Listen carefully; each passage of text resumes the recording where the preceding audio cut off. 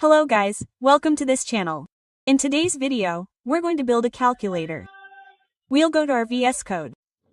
We'll create an index file containing our HTML code. We'll also create separate files for CSS and JavaScript code. Instead of writing internal CSS, we'll write external CSS and JavaScript. We'll go to index. This is our boilerplate code. We'll title it Calculator by Code Traversal. This is our title. We'll go to our body tag.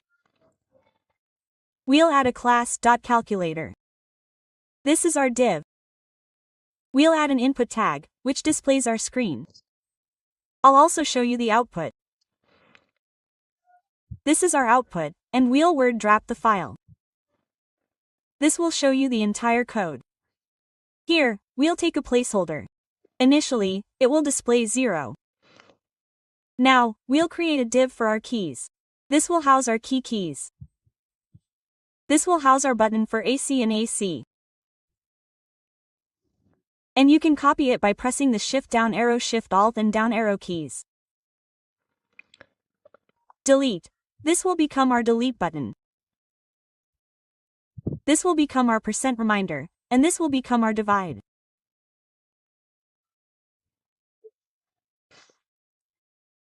If you select and press Shift Alt and down arrow, all your selected text will be copied. And now I'll quickly show you how to copy these changes. Look inside all the keys. This is our basic HTML code ready for the calculator. You can also use this calculator for a JavaScript beginner project. This is a JavaScript beginner project. So, you can see, this is our HTML code ready. There's nothing special in it. It's simple code. You can see. So, look, all these changes are done. Now let's move on to the CSS code. First, let's link the style sheet above. This will appear in the link tag. What name? Style.css. Now let's move on to style.css for our CSS. First, I'll mark all the elements with a star and set the margin and padding to 0. By default, all the elements will have 0 padding and margin. And here, I've pressed Ctrl Enter. Whichever line you're on, pressing Ctrl Enter takes you to the next line. Box sizing. I'll select border box. There it is. Now, we need a font family. For the font family, I'm using Google Fonts. We're on Google Fonts. And here, I'll select Poppins. If you scroll down, you'll see a lot of styles. Look, you'll see many different styles. For example, this is 200 medium. This is 200 medium. This is 500 medium. You can also use a link tag. I'm importing it. Copy this and attach it to the top of the CSS file. Look, I've word wrapped it. The entire code will be displayed. Look, our font family has been applied. The font code has been applied. Now let's apply the font family. Look, the font family is given below. Let's copy it and insert it into the code. In this, the first font family is Pops and then Sensory. If we don't find the Pops code or font family tag, it will fall back to Sensory. Now let's go to the body tag. I'll set the width to 100% of body and the height to 100%, 100 VA. We can use 100%. We can use anything. And for display, I want to center this box. So, I can either use grid or flex box. I'm using flex here. So, justify content will align the calculator horizontally, and align items will vertically align the calculator. Look, our calculator has been centered. Now, let's give it a background color. I'm using 2 colors, so I'm using a linear gradient. And here I'm giving it a 45 degrees angle. You can give it the right, left, bottom, anywhere. You can also give it the top right, top left, bottom left, anything. Look, I've chosen an angle of 45 degrees. Both colors will remain. And I've already chosen a color. This one, 0A0A0A, is a shade of black. I'll pick another color, 3A44452. Both are shades of black. Now, look, we have our color. Now let's move on to our calculator. We'll modify this class and use the CSS.calculator. Now, let's put a border on it. Let's give it a solid border of 1 pixel. And I've also chosen a color for that first. Look, 71,737. And now I'm going to give it padding first, so it'll be in the center of the top, bottom, right, and left. It will be centered. Now let's give it a border radius to soften its corners. See, 16 pixels. Its corners are already softened. Now let's give it a background color. We've made its background transparent. Look. And now let's give it a box shadow.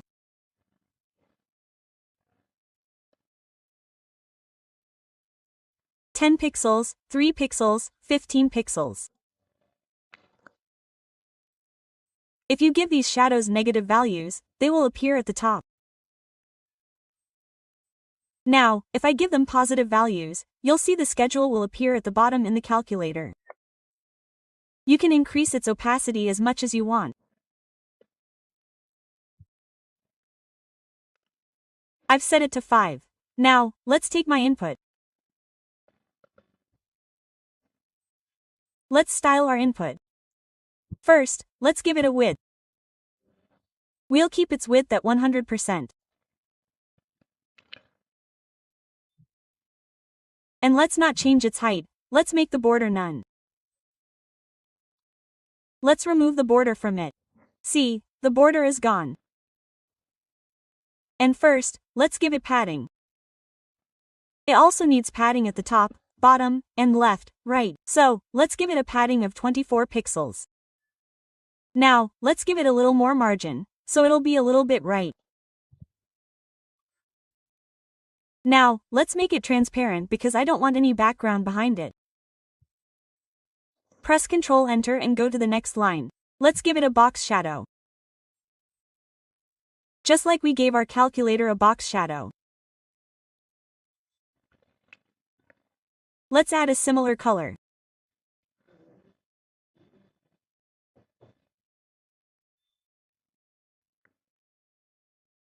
And now we'll increase its font size a little. It looks too small. Let's make it 40 pixels. That's fine. And let's align its text to the right. Look, our 0 has moved to the right. Now, let's reduce its width a little. 200 pixels is less because we'll increase the size of the buttons as well. We'll make it 320 pixels. That's fine because we'll style the buttons as well. We'll put the cursor pointer on it. Whenever the cursor is placed on it, it will point there. The pointer will appear. Now, let's style our placeholder text. To make it stand out as a placeholder for this input, I'll give it a color. Let's give it a white color. This doesn't look good. You could also write FFF, but it's better to write the full hex code. Now let's style our button. Our button is here. First, I'll give it a width. First, I'll remove the border. Let's make its border non-existent. And then I'll give it a width. I'll increase its width to 60 pixels. Look, its width has increased. Let's increase its height as well. Let's keep it to 60 pixels. Now, okay. Let's give it a margin. Buttons have margins right now.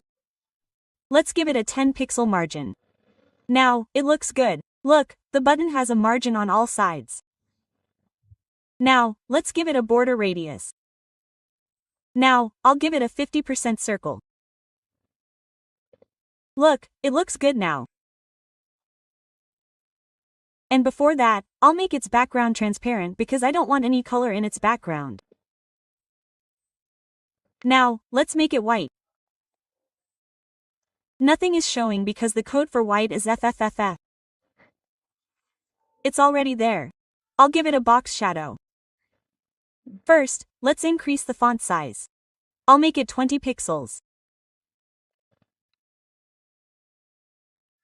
Look, our calculator looks good now. Does it look good?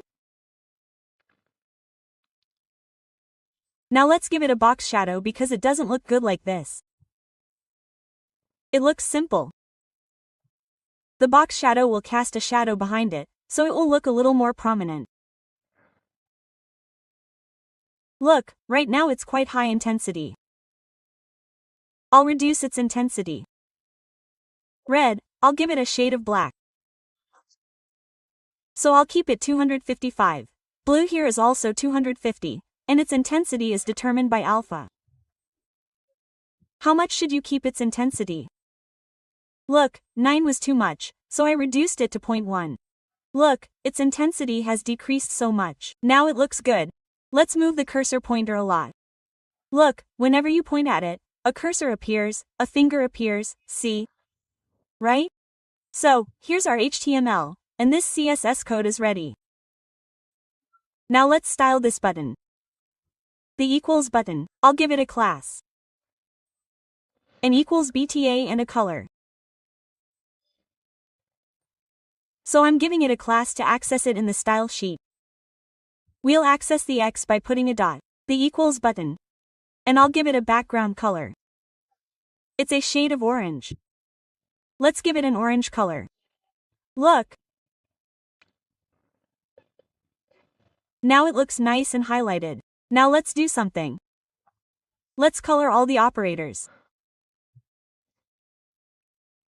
For one of the operators, I'll take a class operator and style this class. I'll give it a color, the dot operator, and a color. I'm giving it a green color. You can choose any color. You can leave it as is. But to delineate the operators, I'm giving it a separate color. By the way, our calculator looks quite nice even this way. Look, this green color has appeared. Now I'll add this operator class to all my operators.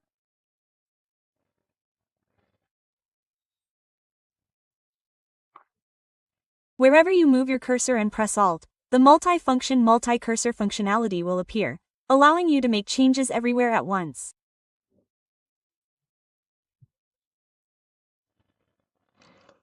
I'll do one thing. I'll add the delete and clear all buttons to all of them. This cursor, the cursor by pressing Alt, and this multi-function multi-cursor functionality will appear. Look, it's added. Our CSS is ready. Our HTML code is also ready. Now let's move on to the JavaScript code. We'll add our JavaScript file. Script.js will appear in our JavaScript file. Before that, we need this input tag in our JavaScript. So I'll give it an ID. Input box to access in JavaScript. This is our input box. We need to access it.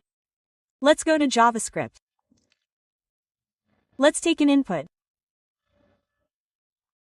To select it, we'll select Document. Get element by ID because we've given it an ID. You can also access it by tag name. You can also access it by classes. Now, let's word wrap it. You'll see the full code. Now, let's move on to the buttons. To select all the buttons, I'm selecting them by query variable instead of class name. Query selector all. This will give us all our buttons inside this variable buttons.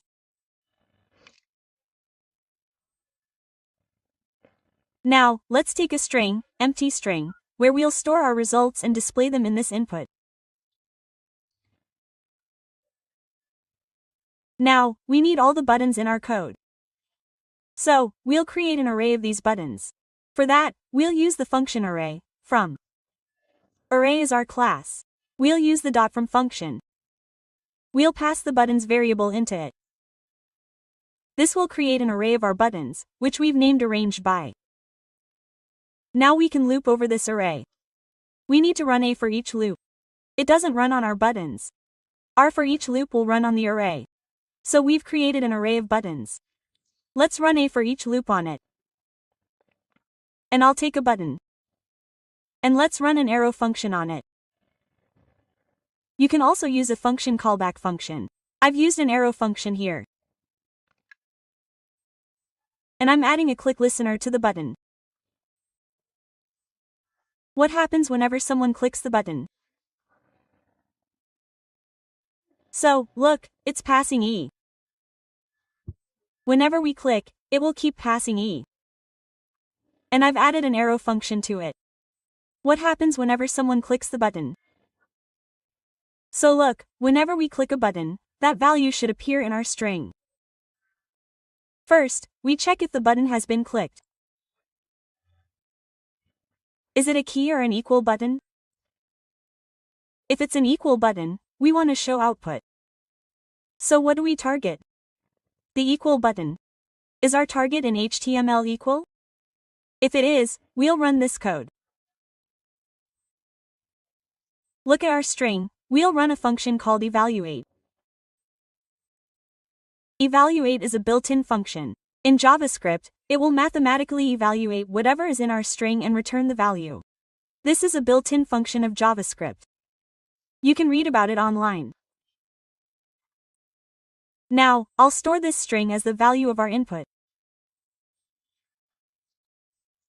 So, whenever the equal button is pressed, you'll see the value of this date string in the input tag above. And if this isn't the equal button, or if it's a different button, we'll keep adding that to the string. Let's say you click 7. Then you click 8, and that string will be added to our string, and you'll see that string in your input box. Here, where you see 0, you'll see that string instead. Whenever you press anything, it will be displayed there. Look, let me run it and show you. Look, we pressed 7, 8, and 9. These are black. Let me show you how to change their color. We haven't changed the color in the style shade. Look, this 8, black, and 9, whatever we click, is showing in our input box. It has a placeholder, right? Look, this input, let's change its color to white. We already changed the color of the placeholder. Let's change its color to white as well. Look, now the rest is showing correctly. Now, whatever we press will be added here. Look, whatever I press is visible in the input box above.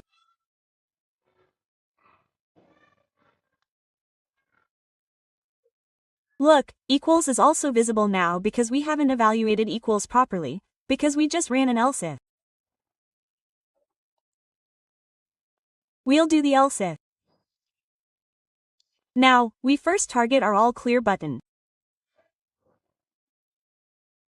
What happens if someone clicks the all clear button? So, we want to make all the text 0 as soon as they click the all clear button. So, what will we do? We'll empty the string. Our string will be empty and nothing will be visible there, and only the text in the placeholder will be displayed. And we show the value of this string in our input tag. See, our string has appeared in the input value. Now look at all clear, I pressed at. I did 6. Now as soon as I pressed all clear appeared. What is happening? This all clear should not appear. So look, we have written this code. We have to put it inside else if block because we have run the else if block. Look, I enter the correct one by pressing tab. Now look, now we are pressing anything. 856 400 look, now with all clear this becomes 0. Now we do one thing. We make the delete button stand there. Now if we want to use the delete button not else if. If someone presses and clicks on our delete button, target HTML equals DL.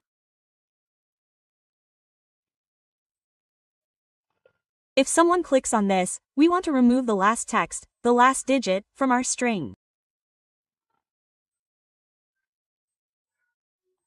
So what do? Let's use the substring function.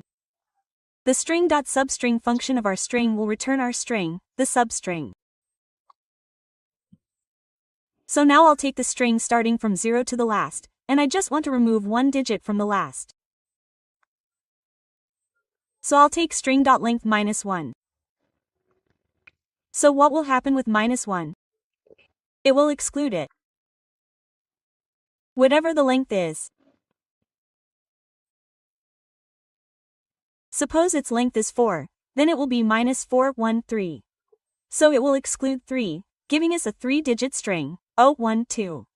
See, click on 7, click on 8, 9, delete all, clear.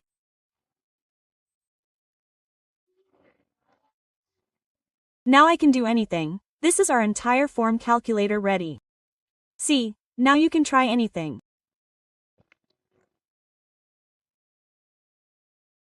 Look, it's also evaluating. Evaluate is an inbuilt function. You can even try Google once. Look, our complete calculator is ready. You can use this calculator as a JavaScript project as a beginner. Look, if you like this video, please like, share, and subscribe to this channel. Thank you for watching this video.